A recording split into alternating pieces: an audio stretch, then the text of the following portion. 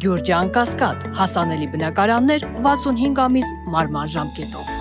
Չան զոհեր, ովքեր կորցրել են գումարներ։ Այս լռությունը, այս սովորական անտարբերություն չի, նաև այս լռությունը հերթական անգործությունն է, ինչը ես կբնութագրեի ոչ թե հանցավոր անգործություն, այլ լռությունը ըստ իս հանցավոր գործունեություն է։ Նախորդ անգամ բողոքի ակցիան շարունակվեց նաև դատախազության մոտ, համապատասխան նամակներ հանձնվեցին, իդեպ թեմային հենց դատախազն անդրադարձել էր նաև ազգային ժողովում, ինչ արձագանքներ եղան այդ նամակներից եւ կոնկրետ օրինակ Կենտրոնական բանկից, դատախազությունից, կառավարությունից, որտեղ մի քանի անգամ գնացիք, ինչ եք ակնկալում, կարծում եք, որ միջամտություն կլինի ամեն դեպքում եւ հարցը կլուծվի, թե սպասում եք առհասարակ, որ արձագանքներ չեն լինի։ Ուրեմն ակնկալում ենք, սպասում ենք եւ տևական ժամանակ է ինչ սպասում ենք, արդեն 2 ամսից մի քանի օր ավել է սպասում ենք, որ պետք է առաջին չեղարկվեն ապօրինի վարկային պահանջները։ Սա մենք այս հարցը այլևս քննարկելի չէ, պետք է չեղարկվեն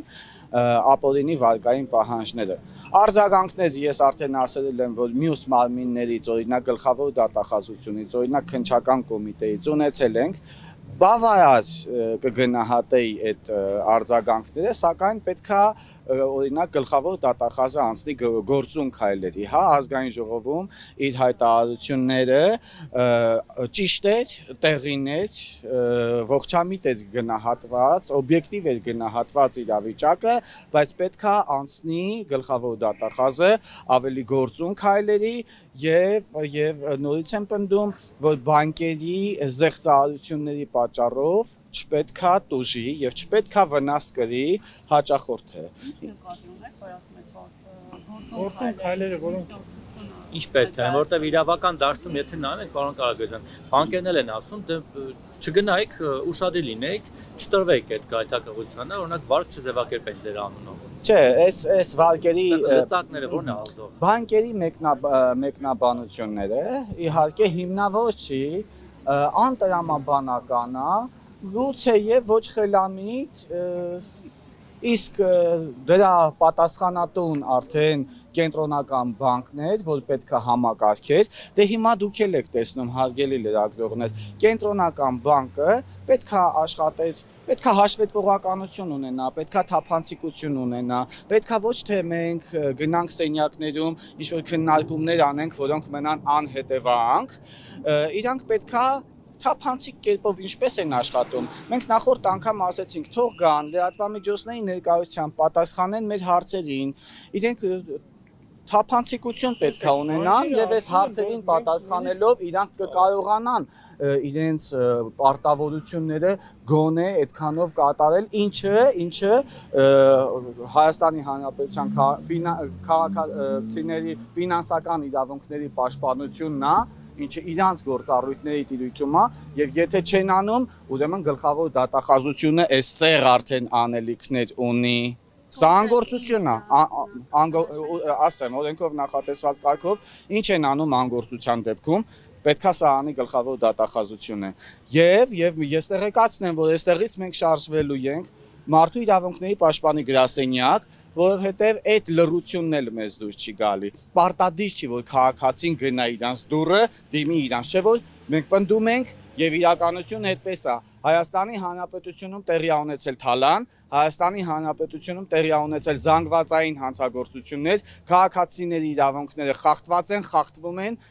ամեն քայլափոխի բանկերում, հա։ Այստեղ ելնելով նախորդ ակցիայից, ելնելով հրապարակումներից արդեն բացարձակապես էլ պարտադիր չէր, որ քաղաքացիները գնային մարդու իրավունքների պաշտպանի դուռը, բայց այսօր ես խոստանում եմ, որ մենք անպայման պետքա գնանք։ Իրենք պետքա իրանց միջոցներով նախաձեռնեին հանդիպում, քննարկում կենտրոնական բանկի բարձրաստիճան Այդ պաշտոնյաների բանկերի դուրը չեք Այո, ուզում գնել։ Ի ասացի, վերջո այդ բանկերը չունեն բավարար պաշտպանական համակարգ, որպեսզի այն քաղաքացիները, որոնք նույնիսկ լավ չեն տիրապետում այդ գործիքակազմին եւ կարող են տրվել գայթակղություններ եւ գնալ ինչ-որ հղումներով եւ միլիոնավոր դրամների վնաս կրել, իրենք չկրեն։ Ի վերջո դուք տալիս եք հստակ բանկերի անունները, ID բանկը, Արչին բանկը եւ Ինեկո բանկը եւ մյուս բանկերի հաճախորդները օրինակ այդպիսի խնդիրների առաջ չեն կանգնում։ կանգնում են, մյուս բանկերն էլ են կանգնում Այդքան հաճախակի խնդիրների առաջ չէ, եւ այստեղ խոսքը չի գնում միայն ու միայն վարկերի մասին, հա, այստեղ խոսքը գնում է ընդհանրապես բանկերում տեղի ունեցած զեղծարարությունների մասին, որը նաև հետևյալն է։ Օրինակ քաղաքացի ունենք, որ իր ավանդային գումարներն են գողացել, եւ այդ մասին նաև ես հենց այսօր եմ ստացել ահազանգ, ուրեմն այս գողացված գումարները ներողություն, այս պահին չեմ հիշում, բայց հեսա քաղաքացուն դեմքով կտեսնեմ, դուք եք։ Ուրեմն ես միտքս վերջացնեմ, ձերը Արչին բանկում։ Կան էլի բանկեր, որ այդ վերը նշված ցուցակի մեջ չեն, բայց ես արդեն ասել եմ, որ 17 բանկերում էլ տեղի են ունենում զեղծարարություններ, պարզապես այդ 3 բանկերը առանձնանում են, հա, թվականակով եւ այստեղ նաեւ խոսքը գնում է ընդհանրապես զեղծարարությունների մասին։ Առաջին այն գումարների մասին, որը գողացվել է բանկերից ավանդային գումարների մասին է խոսքը։ Մենք այստեղ ունեինք քաղաքացի, կհիշեք, ես ասել եմ, հնչեցնել եմ $53,000 թիվը, այդ հայ էկոնոմ բանկից, որը այս 3 բանկերի մեջ չի մտնում, բայց այնտեղ էլ է փաստորեն զեղծարարություն տեղի ունեցել, եւ տիկինը պնդում էր, որ ինքը որևէ հղումով չի անցել, եւ ես հավատում եմ, համոզիչ է համենայն դեպս, ոնց են գողացել, այդ հարցերին պետքա պատասխանի կենտրոնական բանկը, այդ հարցերին պետքա պատասխանեն բանկերը, իսկ այդ պատասխանները լղոզված են, նվաղ, ինչ որ ես կուզեի